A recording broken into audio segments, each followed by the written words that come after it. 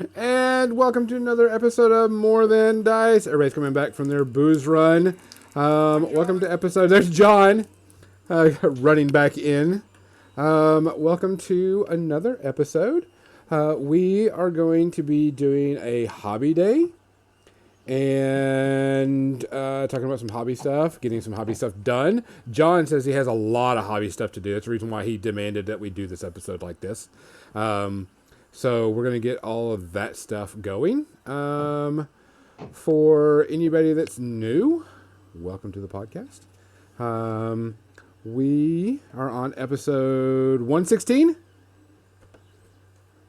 Yes. Everybody's like, who cares?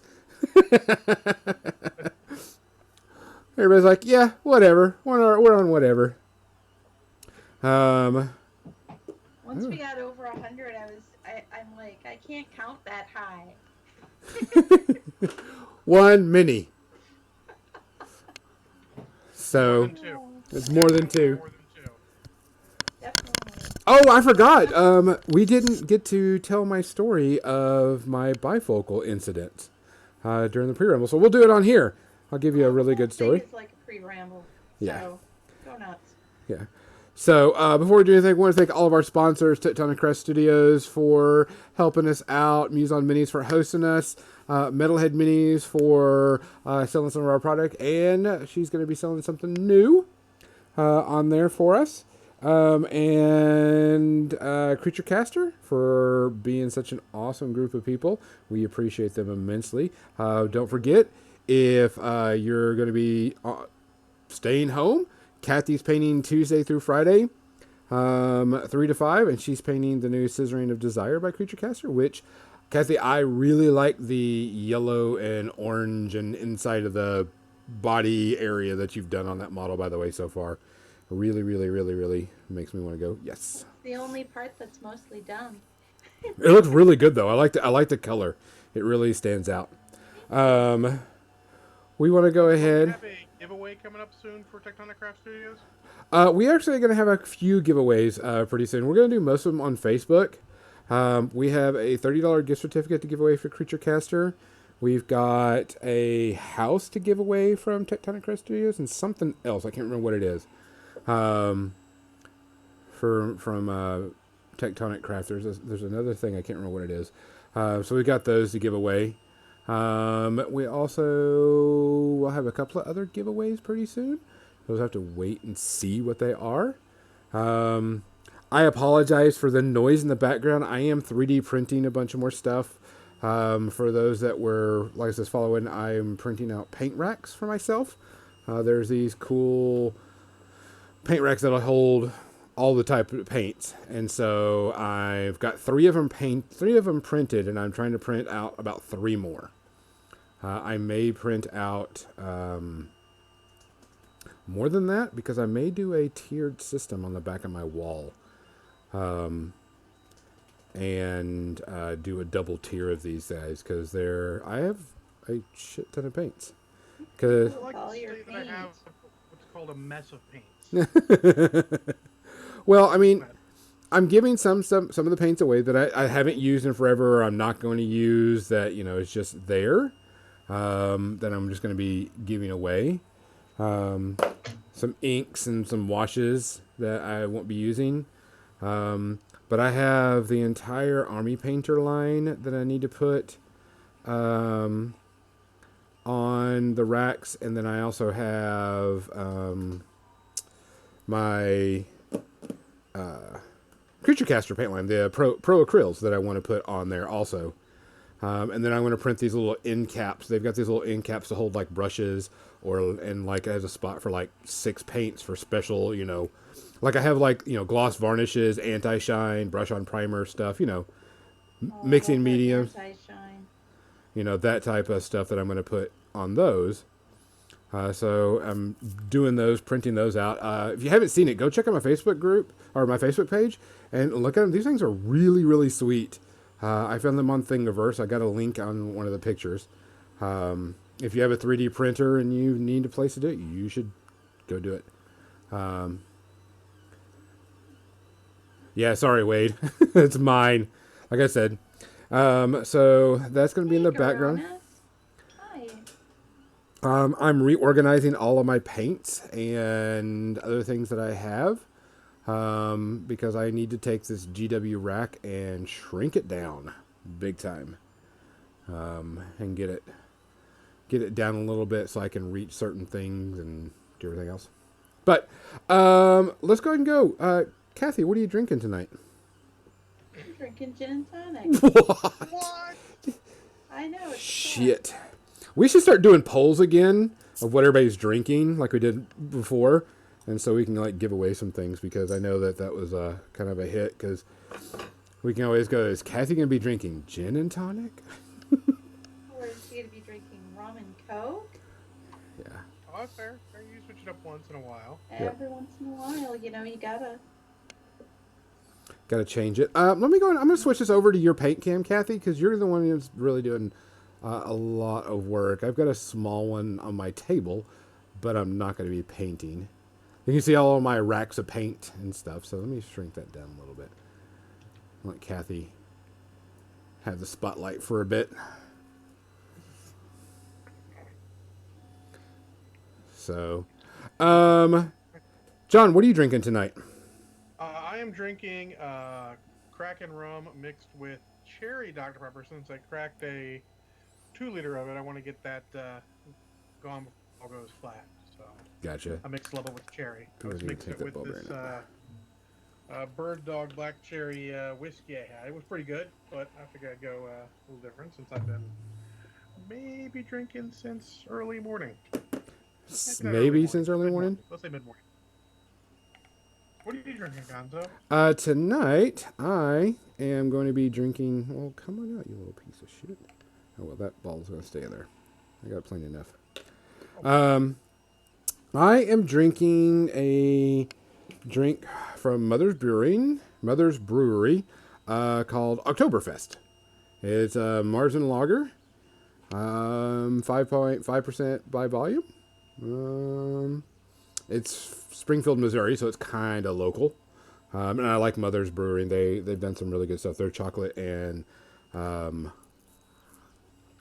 coffee ales are really, really good. So, we have salutes. We want to thank everybody that is still working and has to work. People that are still doing a job that nobody wants to do. We want to thank everybody that's doing that right now. And everyone who's out there working in the public or doing that stuff that's just terrible. Don't, I'm still in the office. Don't salute me. It's not that bad. There's like 12 of us in the office. It's just someone's got to be there to do the physical stuff. But like people who are at Walmart, like Captain Mizzy, or people who are at the grocery stores, the doctors, the nurses, the sanitation crews, whether it be cleaning offices or whatever, or hospitals, or out there picking up your garbage. All those people who just really, really, truly are essential. All the restaurant workers who are trying to tough it out and trying to keep things going while this crazy time is upon us. Yeah, we want to thank everybody that has to work hard and is having to do this all the time. So, to everybody out there, please stay safe. Follow whatever rules and regulations you have to do. Don't get stupid. Just take care of each other. Cheers. Cheers. Cheers. That picture in the corner looks like a bunch of eyeballs. It is a bunch of eyeballs. Don't let anybody tell you it is a bunch of eyeballs. Dropper bottles. So for here, I'll bring out one of the racks because I know some people didn't get to see it. Here, I'll take this screen and open it up really, really big so everybody can see it. Look, raw. All right, this is the paint rack that I'm printing off. It's a 4-tiered type thing, and it'll fit all paint bottles that I have. One of the things I do like about this is that you can store the paint bottles upside down instead of right side up. But for the people that have like dropper bottles, but it fits Citadel paints, which was one of the big issues I've seen with a lot of racks is that you can't The Citadel paint pots are so big, so this makes it really easy. There's a Kickstarter going around. I think it's already done. I'll start checking after we're done chatting. But the Kickstarter was for actually something that pretty much only carried Citadel paints.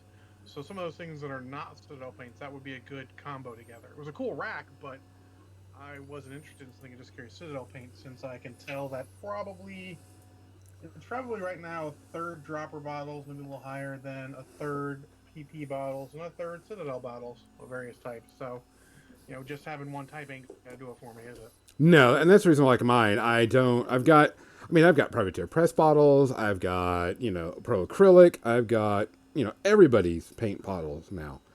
And I needed something to fit everything. I mean, I have all my contrast paints. I've printed out 3 of these so far, and my contrast paints are on there, and all my Citadel technical colors are on there. And I just needed something to do everything else. So I'm trying to get all my paints off of this GW rack so I can shrink it down a little bit and put the paints on there, on these little racks. I have, like it says on this screen down here, you can see my dropper bottles of Army Painter paints. And so I'm just trying to figure out, almost knocked myself out. How to put all of these on here. I got to count them out and say, I need to print this many, this many, this many, this many, this many. I'm on my 4th rack right now.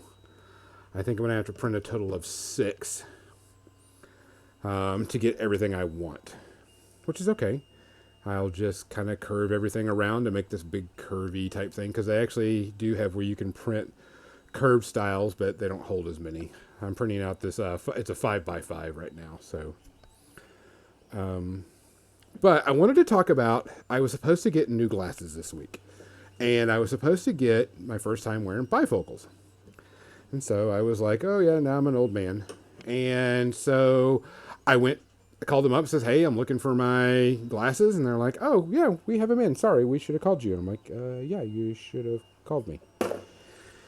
And they didn't. And so I got them in, put them on as soon as I got them, and I felt something was not right at all. 100% not right. I was like, something's going on, guys. What's going on? These glasses don't feel right. And they're like, well, it's probably because your eyes are just adjusted to the old lenses, and just don't wear them today. Tomorrow, get up, go wear them. I'm like, okay, I got that. And so I waited, got them on, and I had to go to Walmart to go get, stuff that I needed. So I got up, went to Walmart, put on my glasses. Now, they are bifocals, and they're the no lines transition lens, or whatever you want to call them. And so I'm sitting there, and I'm walking with them, and I'm like, something's not right. I'm automatically getting vertigo. Things at my left and right side of my vision are folding and bending upward. I get out of my car, start walking, and I immediately feel like I'm drunk. I go into Walmart, and I feel like I'm stepping off into something. You know how you think there's a step there, and you step and it's not actually there? Mm-hmm. I did that like 3 times walking into the store. Was not very happy about that. Then, while I was in the store, I needed some light bulbs. I needed a couple of chisels because I was working on some of my crystal that I had mined up. And I ran into the racks on the side. I was walking and I would bump into the side of stuff. My peripheral vision was completely gone. They actually had a lady in the store ask me if I was drunk. Because when I was walking, I was wobbling. I was swerving left and right while I was wearing these glasses, and I was like pretty worried about it. So I warmed through the rest of the store. Maybe I was like, okay, maybe I'm just going to need to get used to this. And when I got back to my car, I threw up all over the place. The vertigo just totally blasted me. So I called the optometrist and says, "Hey, I need to come in. Something's not right with these. I don't know what's going on. I just need to talk to somebody." This is all right. Come on in. Had this one lady I was talking to just totally just blowing me off. Like, no, no, no, you're just not used to it. And I'm like, no, there's something wrong.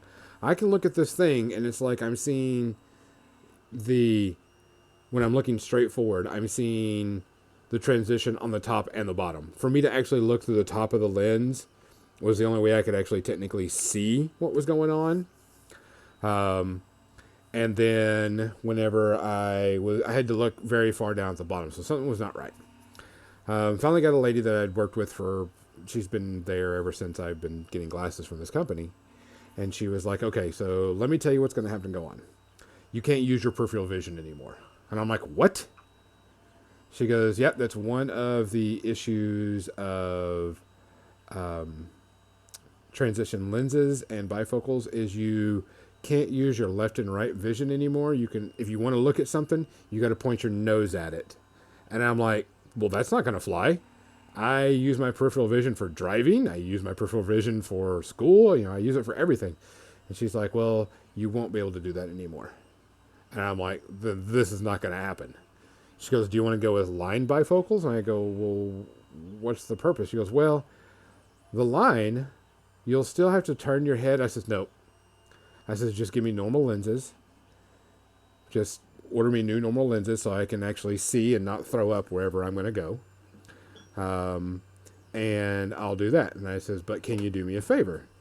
And she's like, what? And I go, can you tell me what my bifocal up close, prescription is? And I'll just go buy readers and use that when I want to paint or do something up close. And she's like, okay. So she read me the prescription and she goes, well, there's a problem. Your right side is one side and your left side is the other. I says, okay, what are they? She goes, well, they're this and this. I'm like, okay. So I went to the store, bought 2 pairs of lens, popped out the lens in each one of them. And now I have the right side is the correct one and the left side is the correct one. And now I can see my models when I paint. Yay. Excellent. But I cannot wear bifocals. So you know what's funny about that is several years ago, I got my first pair of trifocals, which was, that's where it's the bifocal on the underside, and the middle part is your distance, your far away seeing, and then the top part is like your computer. Well, that's what I'm wearing right now is my old glasses, Mm-hmm. which for just seeing the computer monitor work fantastic, and for reading work fine. For far away, my vision has changed. So I went out and I got what I thought was going to be trifocals, and they're the progressive lenses. I got them from a different place. This pair of glasses, the trifocals, I got at Lens Crafters. I went to a cheapo place because, you get what you pay for, ultimately. That was my mistake. So I got their quote unquote progressive lenses. I'm doing air quotes if nobody can see me. Quote unquote progressive lenses, which are no line bifocals. And while it didn't cause me as much of a problem as what you have with vertigo and stuff, it's almost the same thing. To hear you talk about that and the way that they brushed me off until it was too late for me to get a refund and stuff, like, oh, you're just getting used to them and stuff. And I'm like, the day I got my trifocals from Lens Crafters, I loved them instantly. Excuse me. They were fine. These ones, I still hate them. I hate them. Now, not the ones I'm wearing now because they're my old ones. I just have to wear my new ones if I want to watch TV or drive. But I don't have that as much of a peripheral vision as I used to. And yeah, I do have to aim my face at stuff and I hate it. I can't use them with my computer. If I'm even reading a book, I have to turn my head to read instead of move my eyes across the page. Oh, yeah. But it's bullshit that you can't have bifocals. If you got trifocals, they'd probably work. I just went to a shitty place and they did a shitty job. Well, this one, the second lady I had come out, she's known me for years and was like, okay, I know who you are, I know what you're doing, and I know why you're doing this, and blah, blah, blah. and such. And she's like, this is what's going to have to happen. You can't have these if you want to do this, this, and this. And I'm like, well, this is not going to work. And she's like, okay. So she gave me, she gave me the prescription for what it was going to be or what it is. And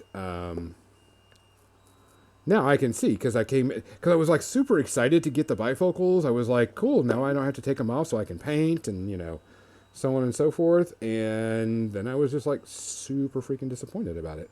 Yeah. So. Well. But there is if you're allowed a Mr. Green difference. has What? I would say that, Gonzo, what you sound like you had is exactly what happens when my eyes actually focus on one thing.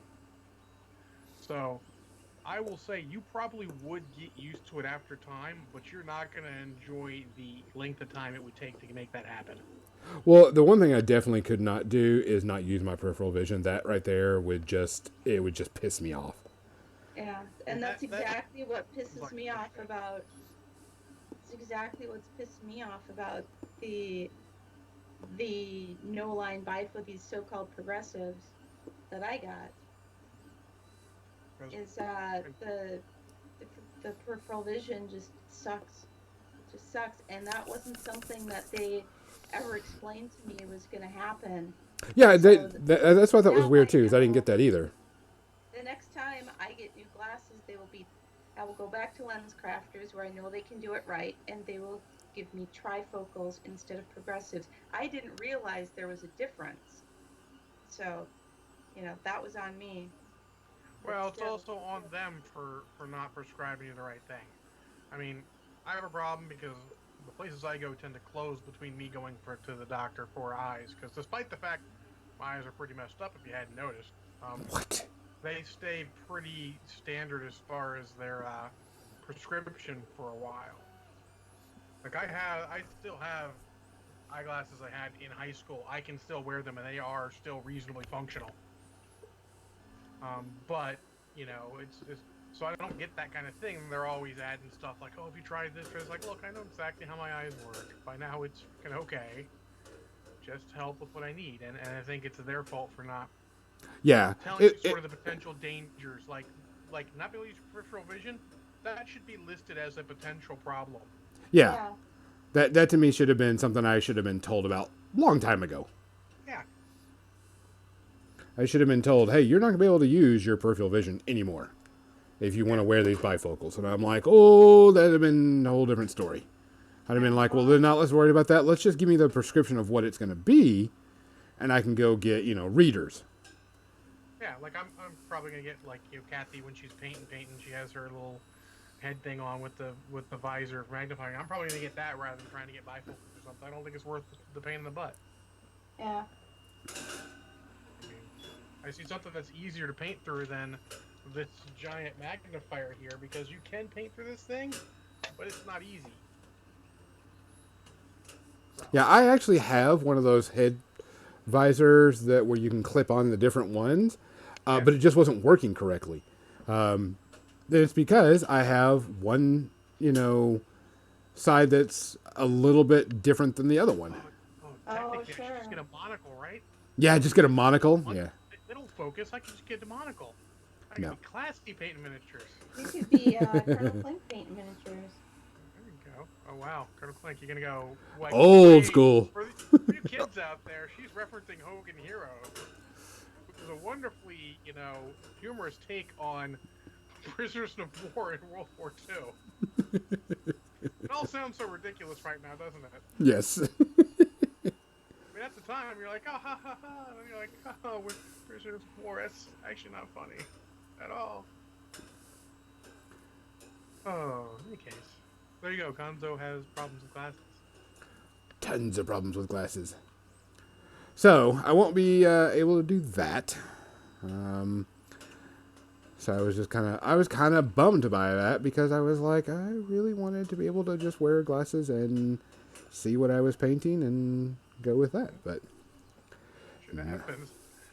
Wave 3 says monocles are for the classy painters that wear top hats. So I mean, like, I can get a top hat. I can paint the top hat and the monocle. I mean, that's doable. Totally could. A little excessive. Doable. Ooh. I'm glad I'm actually going through my paints and doing this because I'm finding ones that are really dried out. Every time I got an like I don't go through my old Joby paints. I put them in a particular drawer, and when I'm looking for a color, I'm like, this color would be great. Let's see if it's any good, and then it's usually not. But Yeah. at least I'm wasting the time when I'm looking for something, not when I'm not. Because Lord knows between the time I find it and it's still reasonably good, and when I need to use it, it could actually end up being not good again. Yeah. I mean, because some of them I'm like, this is a really cool paint. Am I going to use this one? Nah. You mean like the entire Citadel Foundation line, which had great colors that they don't necessarily have all of anymore? Yeah. Those are some fun paints. Those were the best paints. Yep. I remember those. And also, I'll tell you, they're the easiest upsell ever. Because I was working on the phones for Games Workshop at that point, and it was the easiest because people just wanted that stuff. Because it was good. They were good paints.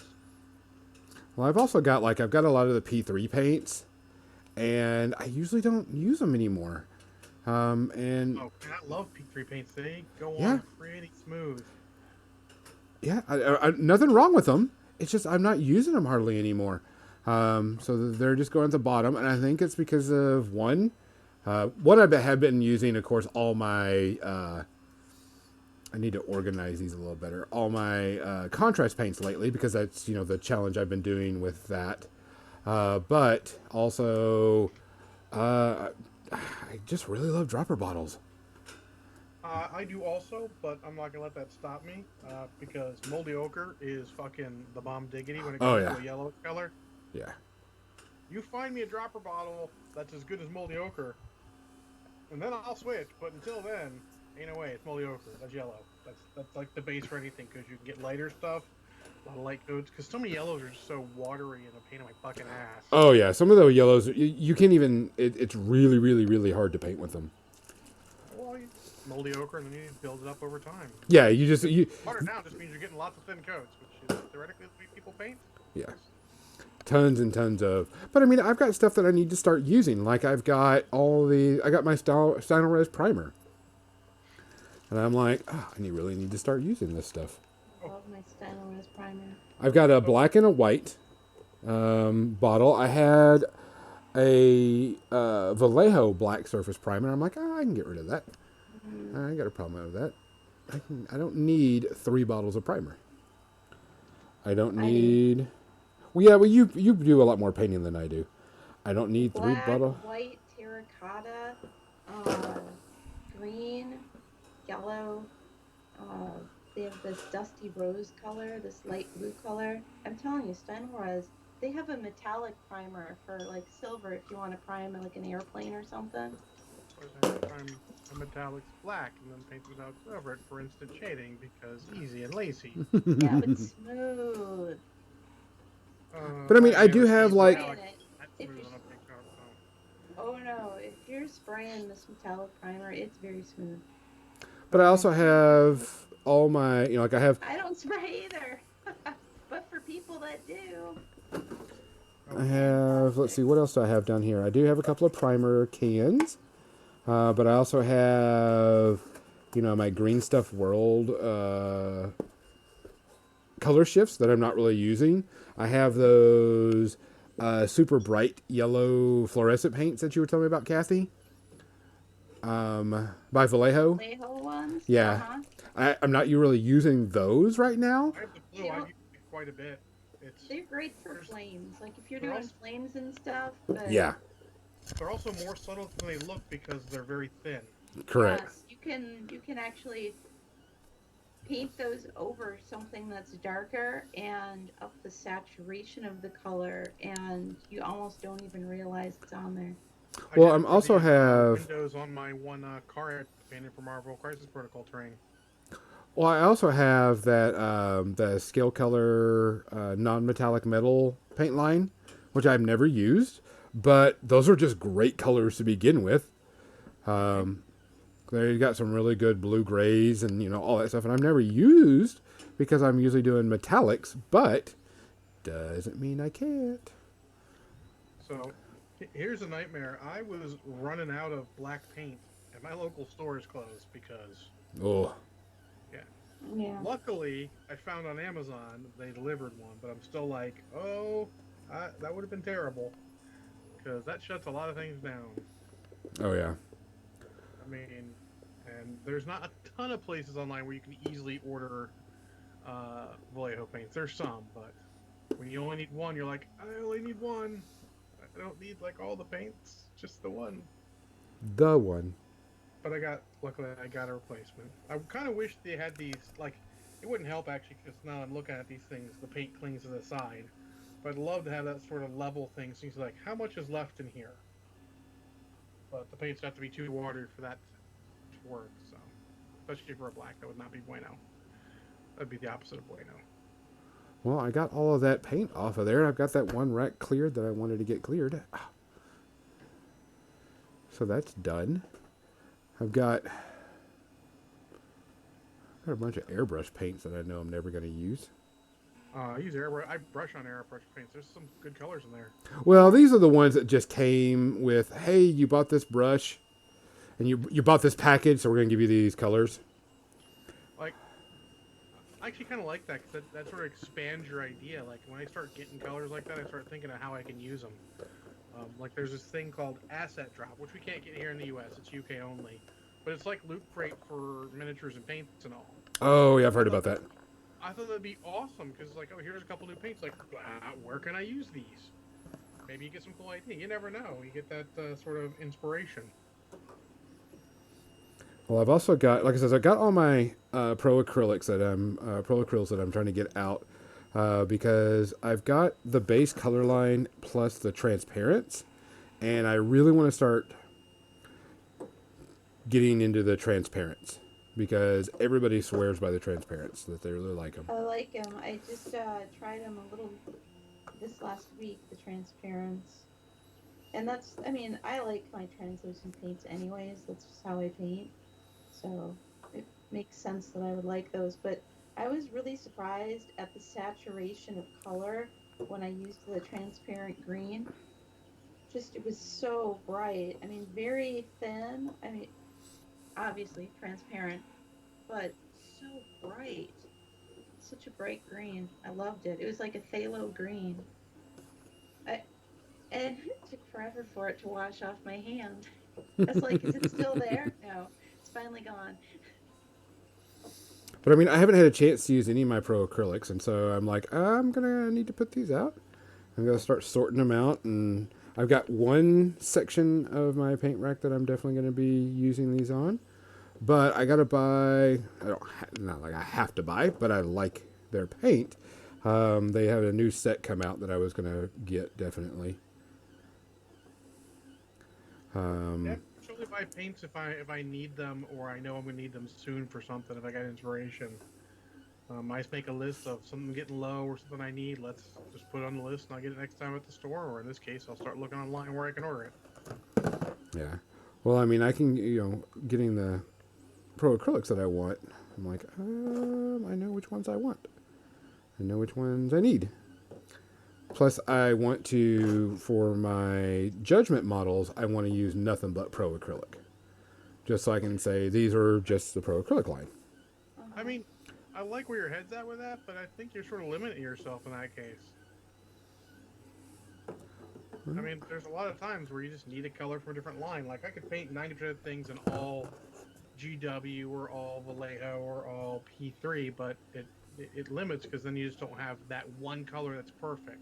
Sometimes with your limitation, though, if you're purposely limiting yourself, you end up learning a lot about some paints just by virtue of having to figure out other solutions, which can be a fun experiment. Well, that's what I want to do. I want to try to challenge myself to, because I mean, I've got 50 billion paints. Let's be honest.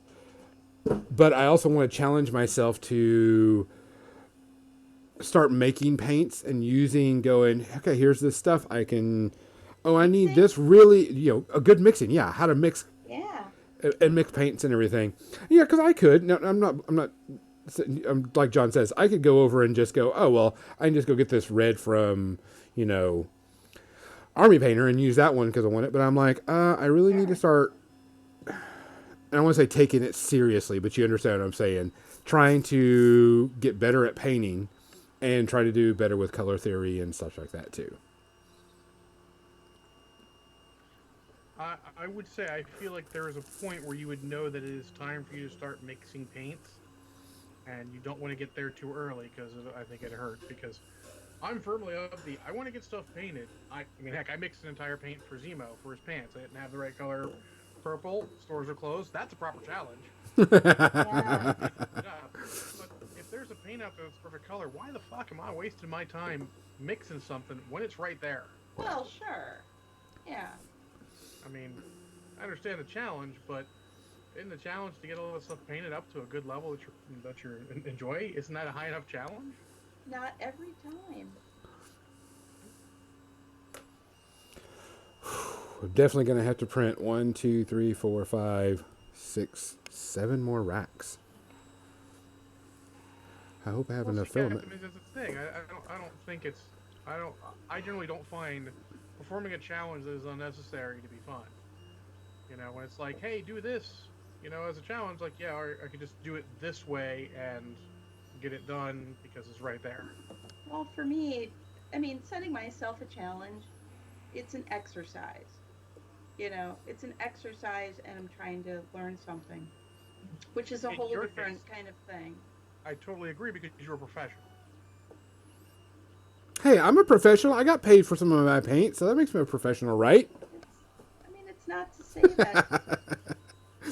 No, it's not to say that us, let's call them amateurs, can't also do it, but I think sometimes we put the challenge before we get to the challenge before we need to, Yeah. before it's the right time. And this sounds weird, and I don't want it to come out the wrong way, but hey, fucking. Sometimes it's arrogant to put the challenge before just getting them painted well. You know, you might end up frustrating yourself. Like, Oh, honestly, yeah. I tried to pick stuff and you frustrate yourself. That's not worth it. I only spend a certain amount of time on hobbying. I don't want it to be frustrating, especially not this time of fucking life. Like, no, not gonna happen. And if that's your thing, that's your thing. You know, different strokes for different folks. But I just don't want anyone to go in thinking that they have to partake of something like that. I mean, Oh, yeah. No. there's a million paints out there. There's so many paint things. If that's not your thing, or if you're not sure, don't worry about it. Yeah, no. If someone is to each their own is what you're really saying. But I mean, if I'm trying to figure out the in agreement with that too. Oh, yeah. But I mean, if I'm gonna go, oh, I need this perfect shade of pink. I'm gonna look over at my stuff and go, let's see if I can make it. Can't fucking do it. Do I have that color? Yeah, okay, I got it over here. Let me use that. But this is a challenge for myself to try to become a better painter. Nothing against anybody else that's doing this, but that's just something I personally want to try. Oh, I think given your stated goal, I think you're going about it from the wrong step. Like Kathy wants to be a better painter, and she will use all of the colors at her disposal to make the color she needs. By limiting yourself to one paint line. I'll look up and I'll see that I have a bottle of that color that I just spent time mixing right in front of me, and I'm like, well, shit. But if you'd gone looking for that color, Kathy, you wouldn't have found it as quickly as you mixed it. I'm just saying, everyone needs to make sure when they're doing a challenge, they're doing it for the right reasons. yes. You know, because you are going to introduce some frustration into a hobby. Don't delude yourself into thinking it's not going to be a little frustrating one time. No, yeah. I mean, if I go look at this and I'm like, oh, this is not working out, and I'm gonna get pissed at it, I'm not gonna do it. Just make sure I don't want anyone to get. I hate people get upset with it because that's when people start going. You know, you get like a buddy Norn who refuses to paint a model because he can't paint a Golden Demon standard. Oh no, well, I know I can't do that. You've got the wrong expectations, sir. But you don't care. No damns given. If you're thinking, if I can't get it to that standard, why the hell am I doing it? My ex-wife did that. I showed her some stuff. She's like, well, I can't paint that standard, so I shouldn't bother painting models. I'm like, well, you have missed the entire point of this exercise. Enjoy WoW. Which talk about it. I mean, I know it's like only 7:40, but talking about hobby stuff. I didn't want to talk about the media section because it is a video game, but it is technically a media of some sort. But I had Would you like watch 17,000 series in addition and you won't have time? It's probably, not like we have a yeah. big topic that we're No, talking no, no. about, so go We're a ahead. super ramble. Um, so this last week, I've been playing Animal Crossing a lot, keeping me busy, keeping me going, doing what I can to blah blah blah. Um, but this last week, I was like, okay, I've done everything in Animal Crossing that I can do. I'm just waiting for times to pass and things to work out and so on and so forth. So I was like, I think I'm going to see what what's on sale because a lot of video game companies are selling their games super super cheap. Which I also need to see about getting Tabletop Simulator because everybody's been doing that. I haven't done that yet. Don't know if I I, want to. yeah, I can't. I don't know if I can or can't, but I Not, wanted to at least check it out so I could see and talk about it it's not myself. the experience I want. Yeah. Well, I mean, no, we would all rather be, at, the game store. But, so, Well, we can't. yeah. So I went and downloaded a few games. Now, I had Elder Scrolls Online already um, through the PlayStation Now account, which is kind of like a monthly fee, and you can play any games within the library. And it's like $10 a month. So I tried it out. No big deal. It was all right. I was only playing one game, technically, which was Elder Scrolls Online. So I went to go see how much it was now that the sales are going on. And right now, the Elder Scrolls Online and the one of the expansion was like $14. And I'm like, I'll just buy that. That way I can get rid of the monthly fee and play for free and don't have to worry about it. But I was looking around for other games to play.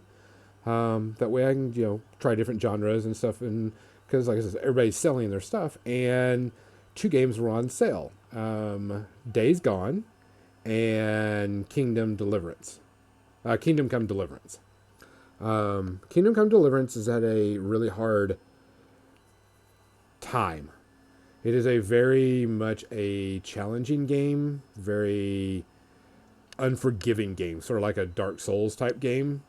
But it's more like realistic, not more like one-hit wonder type things. And I downloaded it, waiting to play it because I'm really hooked on Animal Crossing and Days Gone. What are you laughing at? Crimson says, Kingdom Deliverance? Paddle faster. I hear banjos.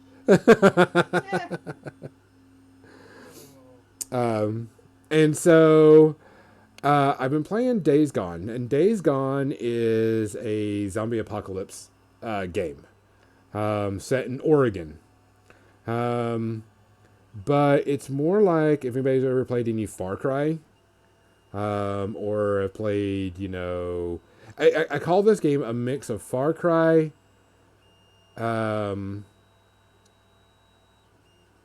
Walking Dead, and something else. I can't remember. I should have wrote it down game wise. Because you're riding around on a motorcycle, completing missions and doing different things. You're supposedly a good guy, blah, blah, blah, blah, blah. I really, really like this game. It had a bad rap when it came out. And one of the things they had a bad rap on was things wouldn't load fast enough in the game. So you'd be driving around on your motorcycle, and then all of a sudden a horde of zombies would appear in front of you just out of the middle of nowhere. And so it was like, going through the road, no problem. And then, 60 zombies just instantly poof. And you just died. And so I was like, okay, so is it a design issue? Is it, a bug or what is it? And I actually think it's a PlayStation issue. I have a PlayStation Pro, game a lot on it, so on and so forth. And my machine is just screaming, trying to cool itself down and trying to keep up with what's going on in the game. It is going nuts doing it. The game, graphic-wise, is incredible. Really, really great detail. Really, really cool looking. Everything else. What this game has that I like more than anything is it doesn't just automatically let you do whatever. Like if you have a car, you don't have to worry about gas. In this game, you got to worry about gas. You can fast travel, but it costs you gas to fast travel. Or if you are driving to like a bandit's place and getting rid of it, you have to worry about gas. Not so much that you have to worry about it, you're cautiously worried about it, or you're gonna lose out of gas on the side of the road all the time. I've only ran out of gas once, but I thought it was a really cool mechanic. Um, and when you see a horde of zombies for the first time, it's freaking cool as shit. Because, like I said, it reminds me of, The Walking Dead when they show the hordes and there's, a bunch and they're just all running around and there's like, 30, 40. Because these zombies in this game, I don't call them zombies, I call them freaks. They're the fast running, they can climb, so you can't, like cheat it and just climb up on top of something and shoot everything. So you just, you don't get away with all that, cheesy bullshit. They can come and get you. The game just doesn't, it's not easy. You get hit, and when you get like 3 or 4 zombies on you, you've got to run or you're going to die. So I downloaded that and started playing that, and I really, really like that game, along with my Animals Crossing, because I've been building my thing up and got some pretty much, and I just want to say fuck Bunny Day for me that's playing it. I'm ready for Bunny Day to be over with so I can get back to doing other things. So if anybody's got it, I think Days Gone is like $12 right now. And it's got a lot of stuff to it, so you're not going to finish it in a day or 12 hours or anything. So that's pretty cheap. So I was really looking forward to that. So I was having a blast. Sorry, I had to do a video game thing because I was really having fun with some of that stuff, and I was really liking the way Days Gone. The single player story is just okay, but I like roaming around the countryside and taking out bandits and trying to find hordes of zombies, because you can actually lead hordes of zombies into bad guy camps and have the zombies fight off the bad guys. So it's kind of neat, luring things like that. But it's kind of fun. I like it a lot. I actually got a new game too, but mine was free because I'm not really at the point where I have enough time to be paying money for a game unless I know it's perfect, and I haven't found that. Drawing the perfect game is one you can just pick up for like 15, 20 minutes at a time and then put down, and it'll be okay. Gotcha. I stopped playing Star Realms because I am done with this bullshit. No, seriously, that game like cheats like nobody's business. I went through an entire like couple games where I guessed everything. Like, oh, you're gonna get that one card. You got that 20 cards you needed. Or see, I need this one card. There are 2 cards left. Every time it's not the card, I'm like, all right, I know what you're doing. Your RNG is not RNG. It doesn't take the likelihood of stuff in. It's static chances. When 5 events come up at the same time, you're like, that's not possible with the size of the deck. Like, mathematically, sure, it's technically possible, but the odds are so minuscule, it should almost never happen. And it happens multiple times. So I'm like, I played enough of that game. I got my money's worth. Let's do something else. So I found a game called Hob that is sort of like a platformer. Sort of reminds me of Ratchet and Clank. Oh, yeah. I saw. And it looks very cool. You're like befriending golems and all, and they'll hit terrain features to pop them around, so you can now, jump to different places. They'll help you open doors you can't get through. It looked pretty cool, and it does sound cool. Increase my price. So I'm gonna give that a chance next time I have the opportunity. Because otherwise, I was playing Borderlands 3, but Borderlands 3 is not a 20 minutes of play and put it down game most of the time. It's a pencil your ass in for an hour and a half, 2 hours. Or longer. Because you're going to get into it and want to do all the stuff in the area. Mostly because you don't need all those motherfuckers to respawn on your ass. So that I'm still looking for other games like that. So if you guys know any other cheap games that are, play 15, 20 minutes and then you can put it down with no real downside to it, that's what I'm looking for. I know, if you don't mind like indie titles and stuff, Humble Bundle always has some really cool stuff in there. So I mean, there's always. I'm not taking a chance. I mean, if I'm going to pay money, I want it to be a game I want. There are some good titles in there. They're indies, as in smaller titles. Yeah, I don't care about that. That's not a big deal to me. Actually, the funny thing is, I wish Steam was as good as advertising what it has on sale as Epic Games was. Because I had to get Epic Games in order to get Borderlands 3, because I got it when it came out. and they actually pop up in the corner of your screen like, oh hey, look, we got a deal on this thing real quick. That's how I found this game. I'm like, oh, free games available. Let's take a look. I kind of wish they'd get their shit together with that. I like Steam. Steam's fine as far as service goes. There's nothing wrong with Epic either. Yeah, like it says, Epic is tied to Windows 10 notifications. Hey, that's good because Windows 10 notifications are sometimes annoying, but at least I know what the hell's going on. So, Yeah, there's that's a the lot game of games. You're talking about games that, you know, what can I play that is not going to be 4 or 5 sit down 6 hours that you can just do quick play, and there's not a lot of games like that anymore. No, and I think that's a problem. I think there needs to be because not everyone's going to be this get into the game. Some of us will come home, we'll eat dinner, we'll do whatever downstairs, get upstairs and go like, all right, I've got a little bit of time before I need to do this other thing. I would like to play a game. And it can't just be Star Realms because at a certain point, a game gets fucking annoying. And I've played it for, I'm not going to tell you how many hours, but let's just say it's a long fucking time. I want something else to play. And, there's a niche out there. It doesn't have to be free. I'm willing to pay a reasonable amount. I don't want no stupid mobile game like that Star Wars bullshit or, any of those similar types of games because those require more time. Yeah. Because you have to play them every day. I want a game I don't have to play every day. I can just pick it up, play some a little bit, be like, yeah, that was good, and then go. Well, okay, so here's like the humble bundle because I know that a lot of people are trying to do things for a lot of people, and it's pay what you want, but the money is going to 100% of the proceeds go to support things for COVID-19. And they've got some decent games on here. Undertale, which is a decent one, Into the Breach, Hollow Knight, Darksiders 2, Snipers, Darksiders 1. There's quite a few Brothers, which I heard was a really, really cool game. The thing is, I know several of the games on there, and I know I would never fucking play them. Yeah. Psychonauts. That was a good game a long time ago. There's a lot of games there. Hollow Knight, Psychonauts, and all, like, those are games, like, they seem interesting, but I don't have the time to play those. Yeah. That's not what I'm looking for. So.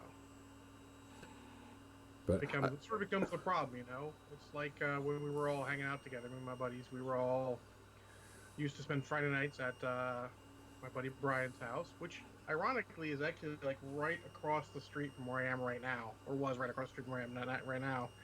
And we would play 4-player split screen on his big TV of Halo or whatever, and then they just stopped doing those kinds of games. Because, oh, you're going to play online. Like, no, we're going to get together and play because that's what we want to do.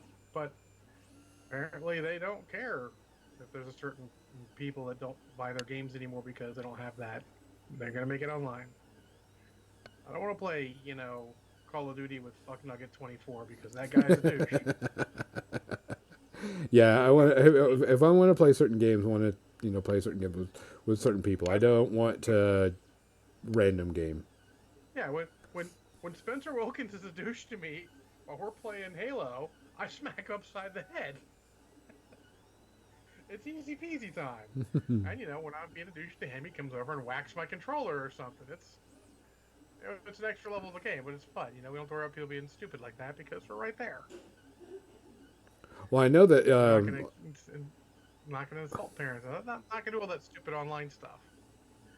I'm not going to have any of that craziness going on. So, but that's John's mini video game rant. But is what it is. Apparently, that sort of thing's passed me by. It's not my thing anymore. One thing, you're talking about playing with certain people. I know that, like I said, a bunch of my locals got together are doing their Blood Bowl league on computers now because they couldn't do it in store, which I thought was a cool thing to do. You just get together and you can play. All right, John needs to play Joe. Y'all get together whatever day and y'all get to play the Blood Bowl league type thing. And I thought that was interesting. They started doing that because there's a difference between. I'm never a Call of Duty person, but I do like MMOs, and I do like Elder Scrolls Online because you can pick it up and do a couple of dungeon runs randomly with people, and it be okay. And it's not like super super hard. It's just good, quick fun. And I like that. I like that about the game. That even though I'm playing it with randos, they're not. It's not like everybody has to know the complete strategy down to the T to get it done. No, just go in there and kick the shit out of stuff and get out. That's what to me is really the good thing about that game. It's not hardcore. You're not going to have a ton of things going on with it. You're just going to go in and have a good time with it. Not have to worry about it. Right now, not was it mind numbing. Just for a little bit is well worth it.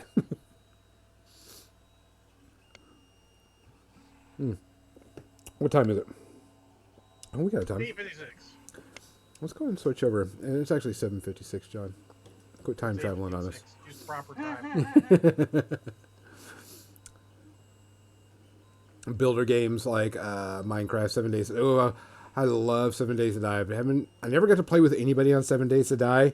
But yes, I'll agree with you. I got into 7 Days to Die and then had to do something else. I never got back into it. But that's a good, solid builder survival game. Oh, the other game I was talking about that days gone by was DayZ. It's kind of like a DayZ also type game in there built into it. So I assume DayZ is a zombie game. it's a zombie apocalyptic, survival Out. type Yeah. thing. I was a guy. Yeah. That's what is it? 7 Days to Die. I was watching some friends play that on Twitch. It was hysterical. Oh, it's like Minecraft with zombies. It's pretty much the best way to describe it. It's kind of fun. Yeah. So, but yeah, I'm catching up on chat. Sorry. No worries. I have BattleTech. I haven't played that yet, so I got a burp. I assume he meant the computer game, not the. Yeah. I mean, because I got BattleTech. It's over there on the shelf. I actually haven't played a BattleTech computer game since MechWarrior, the first one. I bought one of them that was, it was on Steam recently, and it was on sale. So it was pretty good. Let's switch over to media. Let's get some going. There we go. Media section. So, Kathy, you have like 17 things to watch or and review, right? Minus She's more than 17? one. I will legitimately be shocked. No. No. I did finish my Belgian show. There were only a few episodes left. I was wishing there was another season.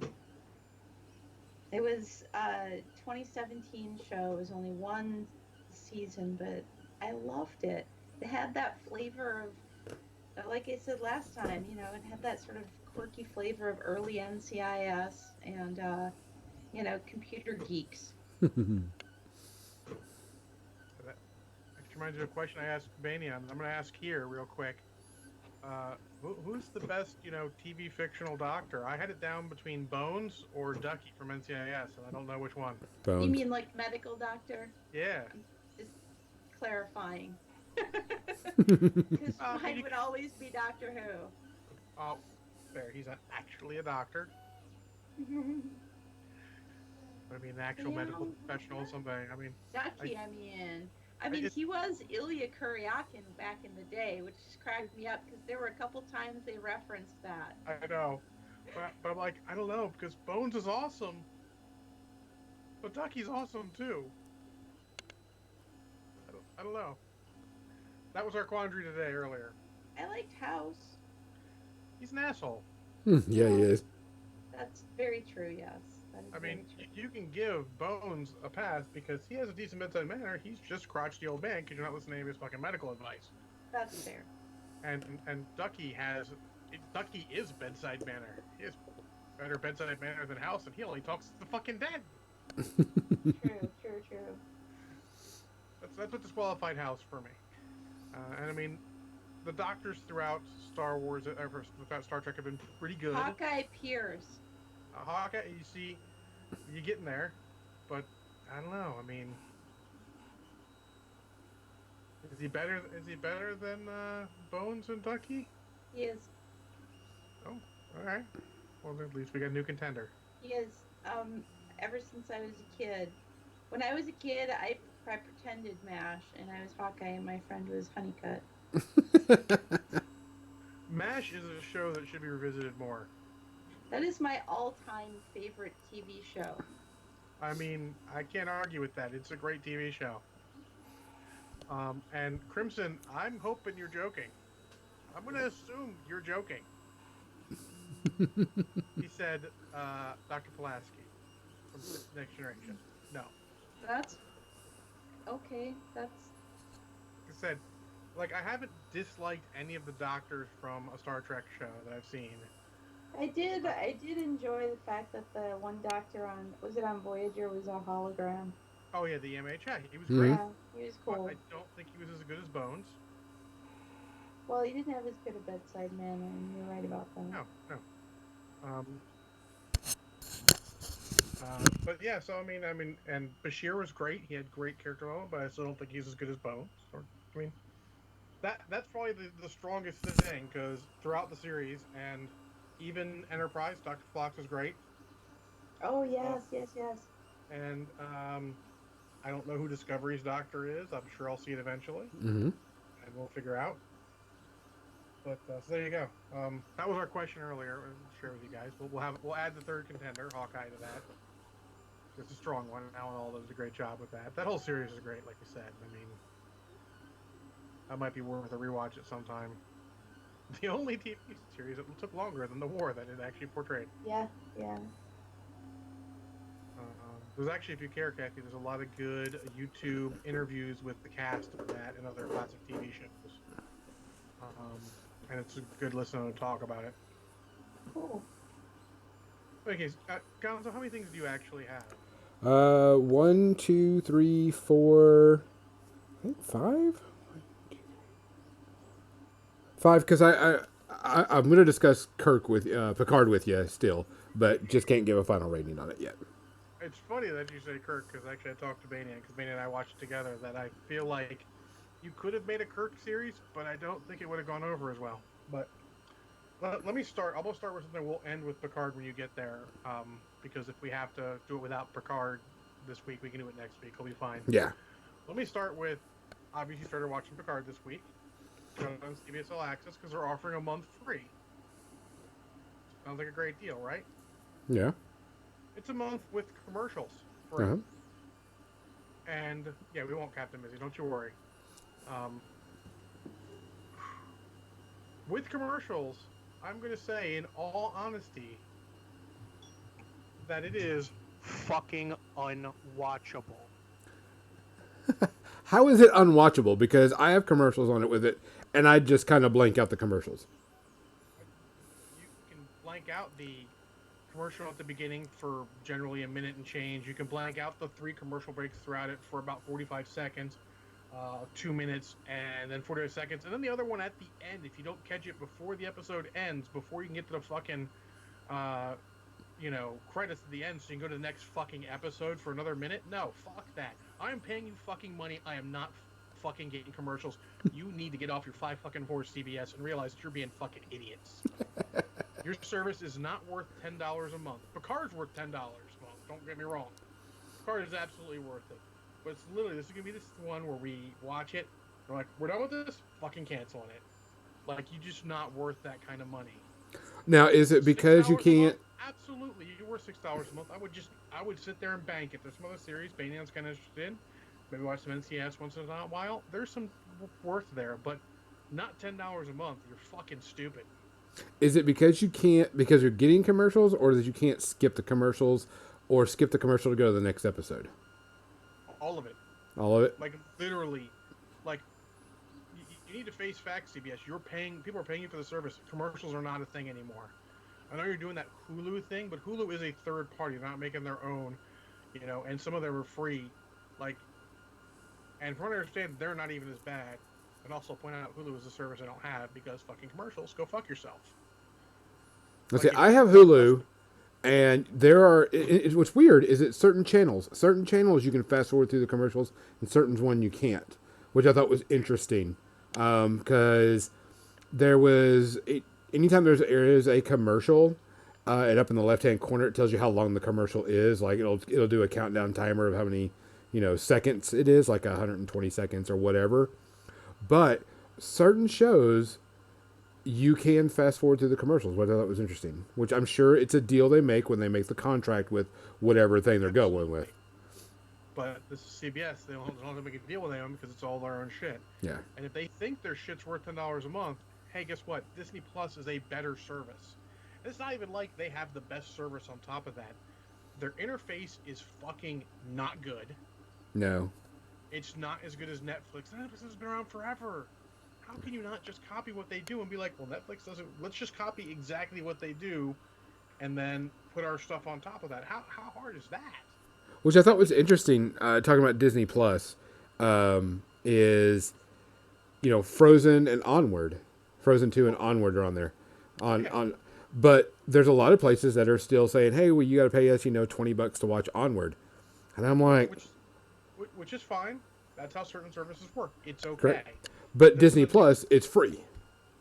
That's fine. This is not has to do with it because that has to do with the whole COVID-19. We're not having people in theaters right now. Yeah, I just thought it was interesting. Their money somehow.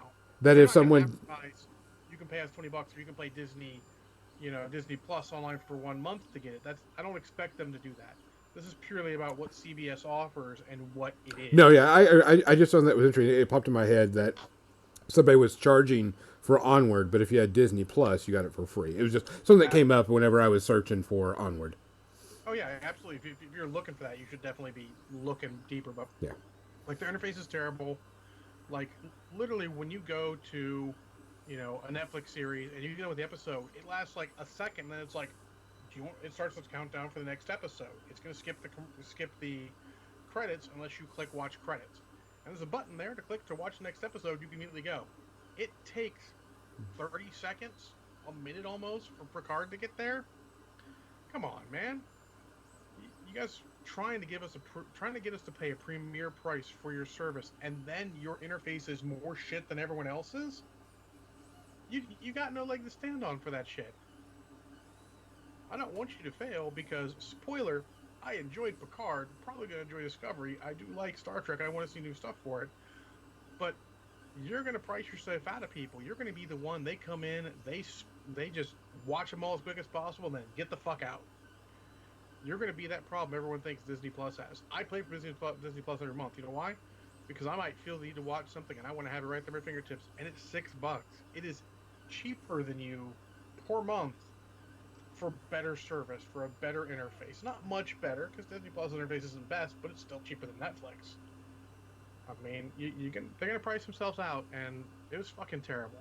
I just can't believe we're paying for commercials not at a service. Like, I count Hulu as sort of like that outlier because it's like you're getting a lot of different stuff. They're going to these guys and those guys and getting them all together in one spot for you. They're sort of doing that convenience thing for you, so I can sort of give it passes and commercials here or there. But when you own your own service and your fucking commercials, like if ABC did like, we got commercial service, like, no, fuck you, go to hell. You don't make anything good enough for me to fucking waste my time on. And it's just purely a money thing. They're trying to get more money for people because they offer the commercial-free service.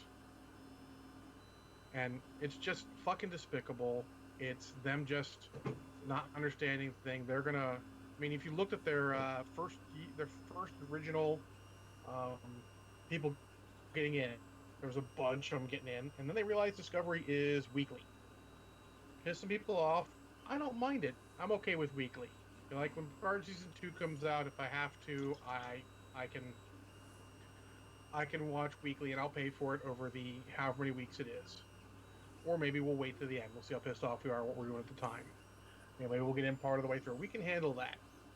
But if you're doing weekly, so you're already doing the unpopular version of streaming, and then you add commercials on top of it, or you pay more to not get them, you're really just sort of doing everything wrong.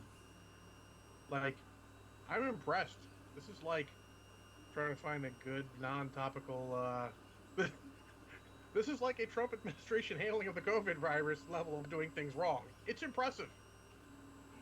Sorry, I had to be topical. So, I give the CBS All Access app and service overall. I'll be nice. I'll give it 4 space herpes. It's fucking terrible. It's not a good one. I don't have as much problems with the commercials as you did, but their actual app is garbage. But Their surprised, because you watch a ton of stuff. I don't know how you can waste time on commercials watching the ton of stuff you watch. But it doesn't bother me. I only get a commercial at the beginning and a commercial at the end, and I can get out of it. That's what I'm saying. But I have the app on my TV. Are you using an app? I'm going through Amazon. I'm kind of curious then.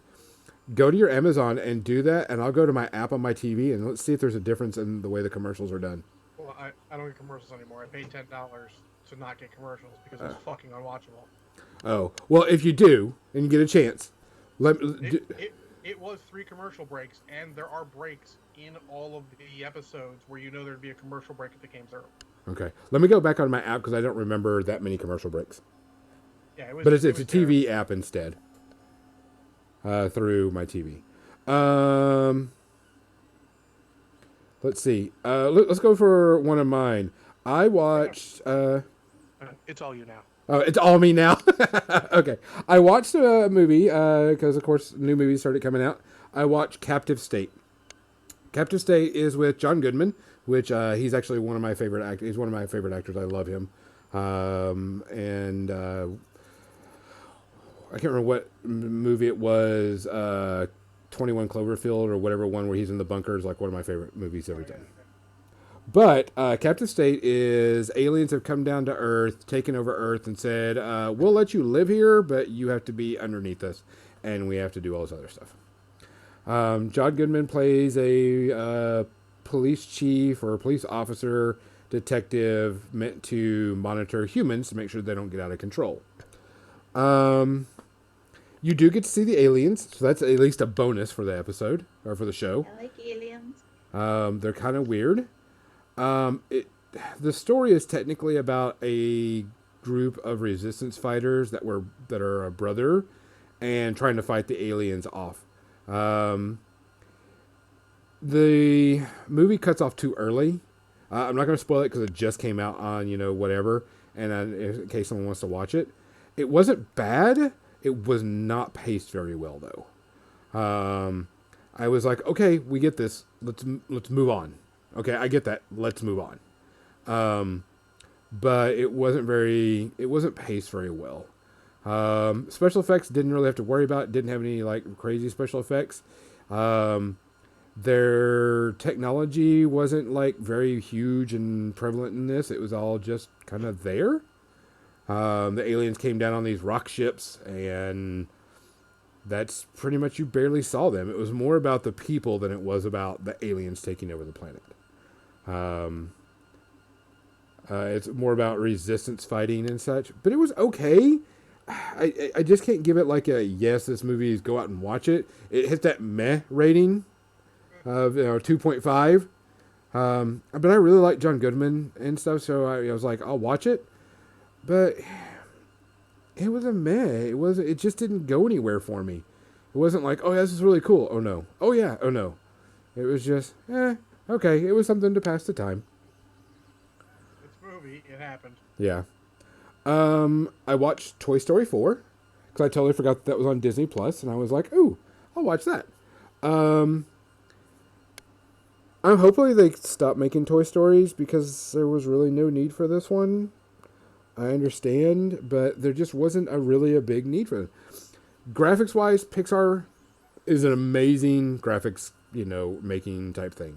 Amazing, amazing, amazing. I actually went back and watched a little bit of Toy Story 1 and compared it to Toy Story 4, and holy fuck have we advanced so damn good. I mean, it has been a long time, but Toy Story 4, it was okay. It was good.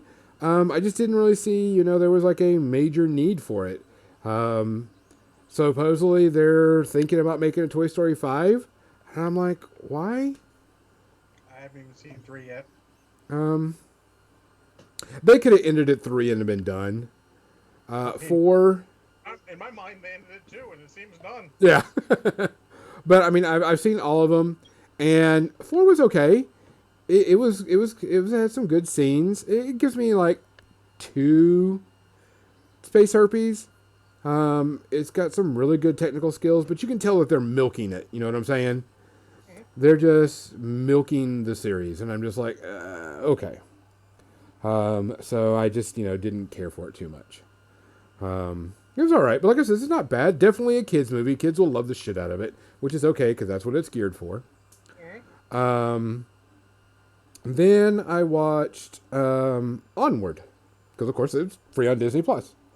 Onward's a story of the world used to have magic, but technology started to take over and magic faded away. But there's still elves, dwarves, trolls, dragons, all that in the world. And the story is about two brothers. Their father passed away when one of them was really, really, really young, and then one was young. And at one of the kids' 16th birthday, he gets a magical staff and can bring his dad back for one day. And gets to be with him for a day, which is a very, very, heartwarming type story. Of course, it's Pixar and everything else. Pixar Disney. And it combines a lot of Dungeons and Dragons. I really like this. I'm not going to spoil it because I know some people haven't seen it yet. And it's really new. There are a couple of scenes when you're like, I'm not crying, you're crying. I'm not crying, you're crying type thing. It does pull out some of the heartstrings. It is pretty funny. It's got some good scenes in it. It's got some really cool stuff. It actually made me want to go pick up 5th edition D&D and run a 5th edition D&D game. Which I'm actually going to look into doing it because it just kind of hit that sweet spot, if you know what I'm saying. It kind of goes, okay, this is actually pretty cool. But I mean, it's a tale of two brothers is pretty much what it is. If you haven't seen it, go watch it. It's pretty good. It's a Disney Pixar with a twist. It's got some good scenes, got some good funny stuff, but I really enjoyed it. There were only a couple of things that were just like, eh. I give it 1 to 1.5. I really enjoyed it. I thought it was a lot better than I thought it was going to be because the commercials and trailers did not do it credit at all. So highly recommend it. Like I said, 1 to maybe 1.5, pushing it. My technical last one is the new Lion King. I put quotes around this live action version. This movie can go die in a fire. Wow. Okay, Lion King is one of my favorite Disney cartoons of all time. I love the hell out of it. The cartoon was amazing. Great music. Cool story, really good. So on and so forth. When they tried to do this live action version, it just sucks. It sucks bad. And I mean, the songs are not done real well. The dialogue, everything is just so played out because you're watching it and you're like, when are they going to... Oh, they didn't even say that line. This character's not acting like the character that it was in the movie. It doesn't even sound worth it. There's no drama to a lot of the voice acting in it. On top of that, everything's animated very well except for one thing. The facial expressions of the animals. Now, I get that they were trying to make this a realistic one, but whenever you're trying to... it's not Cat's Bad. I just saw that. No, it's not Cat's Bad, but... I go back to the thing. Whenever you're trying to get an animal to look like it's surprised or look like it's upset or angry or whatever, you need to animate that in the model because the voice acting was not doing it. And it was really bad. It was very off-putting. It was very... Was it Uncanny Valley? It was horrible. I mean, it was just bad. Not live action because it's technically animated. Correct, Yeah. but yeah, they call it live action.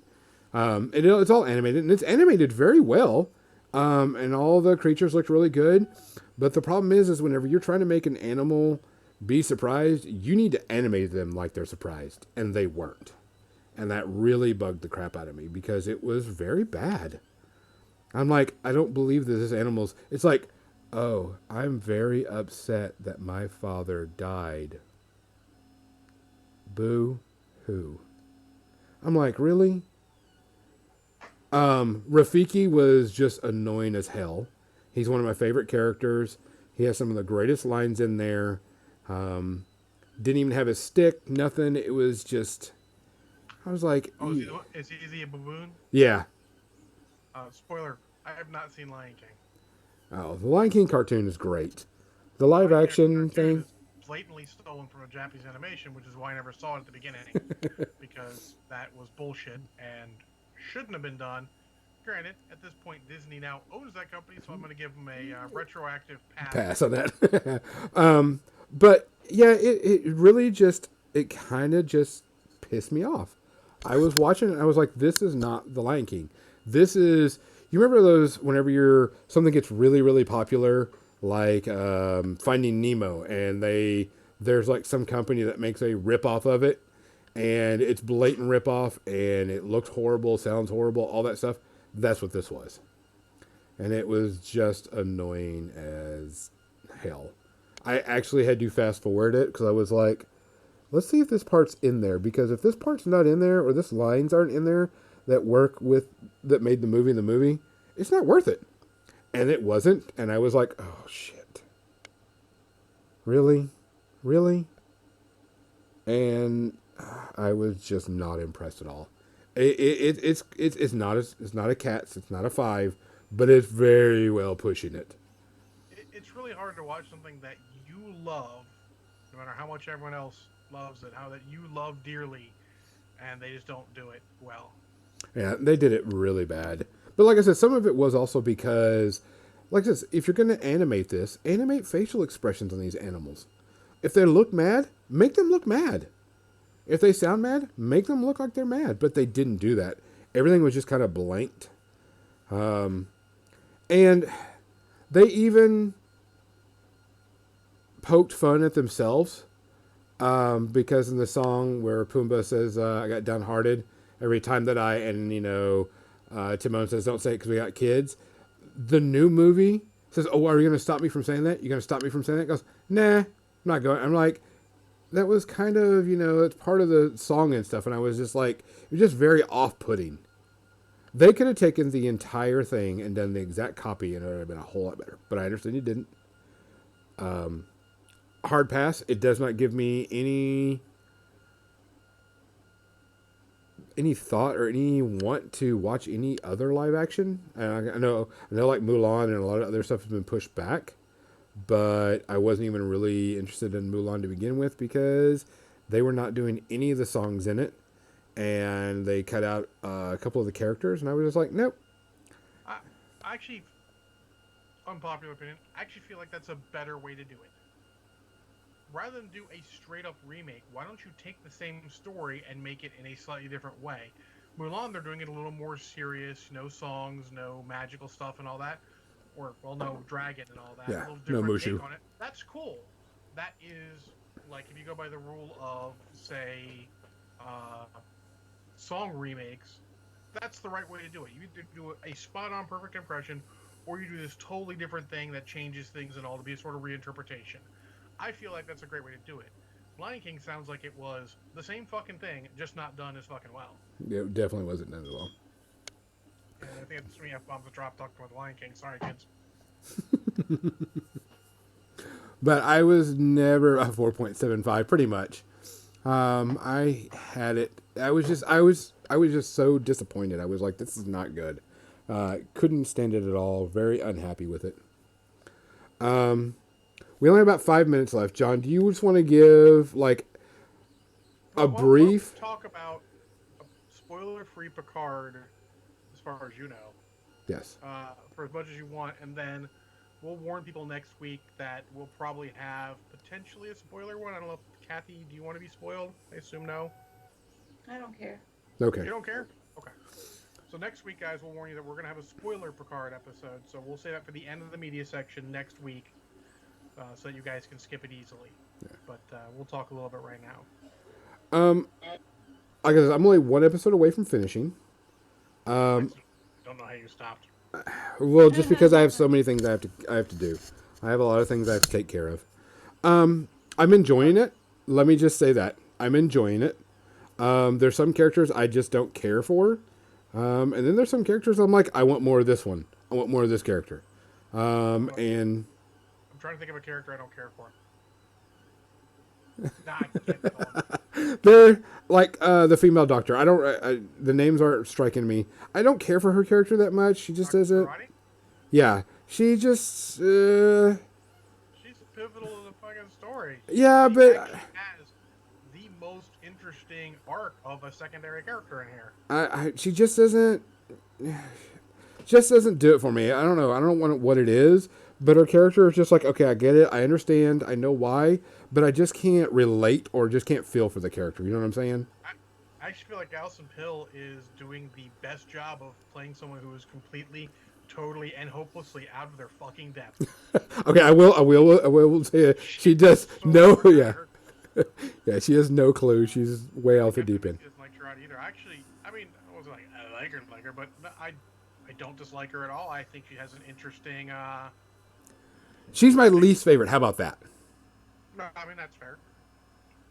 I will say my favorite is, and I'm bad at names, the pilot,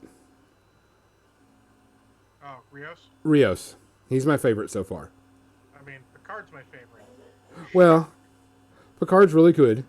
Picard is, and this is sort of a discussion me and my boss, who's probably going to be listening to this, had, is that, so he's old school Star Trek. He doesn't like that Star Trek is not the Star Trek that Gene Roddenberry started, and I understand that.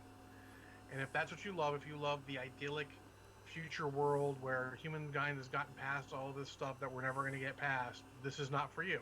No. You're a hardcore old school Star Trek, and that is that or nothing. This is not it. That's the reason why a lot of people have a problem with Discovery. This is very realistic, in a way, reactions to events. It starts off, and this is not really spoilers. They cover this in the first episode. They cover that apparently synthetic life forms bombed Mars, and it's still on fire because of flammable stuff in the atmosphere. So they banned all synthetics. So that's the thing. That's a realistic thing, but it's not very much on Roddenberry's dream. His dream was that we would have gotten past all this, and we would have really, had better ways of dealing with it. This is not quite dark Star Trek. We're not quite at the, say, DS9 level of dark, but it is late Next Generation level of dark, where, sometimes there's shit going on that people don't agree with. And if your particular brand of Star Trek is not that, this is not your particular brand of Star Trek. And also, if you have a problem with people in Star Trek dropping the F-bomb, this is also not Star Trek. Yeah, it was interesting to see them curse and say a few things, and I was like, oh, wait a minute, yeah, this is on here, so it's okay. But if you love the Next Generation, if whether or not Picard was your favorite captain or not, he probably will be after this. If you love those characters, many of them make comebacks in this. I mean, if you've seen the previews, other characters from other series show up here or there. I'm trying to keep this part as spoiler-free as possible. I enjoy the fuck out of it. I'm having fun. Yeah, I'm not having any issues with it. I'm having fun with it. It's a good series. Final review once I see the final episode, which I'll probably watch tomorrow. But I like it. There are certain things that I was like, oh, okay, that's cool. Yeah, that's cool. That's cool. I think what was it, you or someone else says you do get that Firefly feel from it a little bit from the crew. But it's not trying too hard to be Firefly. So that on John, it's not trying too hard. Correct. You get that feel naturally from it, which is good. Yeah. You get that ragtag crew feel. Yeah. And I love that Picard is flawed. Like, he's not perfect. He's Correct. never been perfect. He's flawed. He addresses his flaws. He tries to make up for his flaws. And he is still, at the end of the day, the best of what Starfleet is, what Starfleet should be. He's sort of the exemplar. And I really love where it went. Yeah, I so far I don't have any issues with it. There's just some characters I like more than others. Some of them just like, okay. There's some characters I'd like to see dead. Yeah. Not gonna lie. It did make me go because I was like, why is this? Because I'm not a big Star Trek fan, but I'm like, oh, why is this happening in Star Trek now? And I had to go back and look up, kind of a timeline of why certain things are like this and such. And I do love that it is purely after everything. Nothing previously has really been retconned out. Yeah. Even theoretically, the J.J. Abrams Star Trek movies purely happened because they're an alternate timeline. They don't mention Ambassador Spock. They leave that completely out, whether he showed up or did whatever. Who cares? But the event that Captain Spock was trying to stop is part and parcel of what is in here, and I love that. I'm sick of Star Trek going back to prequels. You need to go forward with your story, and they're going forward, and it is exactly what I fucking wanted. Yeah, I don't. Obviously, also rating for when Gonzo rates it next week too, when we can do a little spoilery. Yeah. Captain Busy, you best check. You best get caught up with all that. It's only 10 episodes. You can do it. I believe in you. So yeah, just go ahead and it's not too far, not too hard to watch. If you have the app or whatever, you can watch it anytime. I've enjoyed it. We've had some very good science fiction TV series happens, and so I'm really happy with that. It hasn't been shitty ones. Also, on a note of science fiction, the entire new series of Battlestar Galactica, the newest one, is streaming for free right now, so you can watch all of it. On DVD. Yeah, you're probably the one you own on DVD, but some people don't. And if you haven't watched the newest Battlestar Galactica, I definitely recommend. That's a good series to binge. I will warn you though. I have this saying that people can only take so many series of humankind fucking each other over during the apocalypse. So if you have another series of humankind fucking each other over in the apocalypse, maybe not watch this quite so soon after. Give yourself some time to decompress from human beings fucking each other over during the apocalypse, and then watch this, because it does have a healthy dose of that. Yeah. So if you're watching your what's the zombie series? Walking Dead. Walking Dead or something like that. Give it some time after that, and then go and switch over to that. Then watch this later. It is definitely worth it. It's awesome too. Yeah, it's a very good one. I have to make me choose between my favorite kids now. I don't know. So guys, not 4 seasons of 20 episodes. So correct. That go. That's it for our episode this time, guys. Thank you for joining us. Thanks for coming in. Thanks for listening. We appreciate everybody coming in and doing stuff. Please take care of yourself. Please, please, please follow all your guidelines that you have. If they tell you not to go out, don't go out. Watch out for each other. If someone needs help, go out and help each other. We got to stick with each other and make sure this gets over and done with. Hopefully get over sooner than we want so we can all get back to normal. More Than Dice, I'm Gonzo. I'm John. I'm Kathy. Good night. Good night. Oh yeah, don't forget to watch Kathy this week, Tuesday through Friday, 3 to 5. Kathy's going to be dancing a jig while she's painting. Kathy will paint a lot of stuff.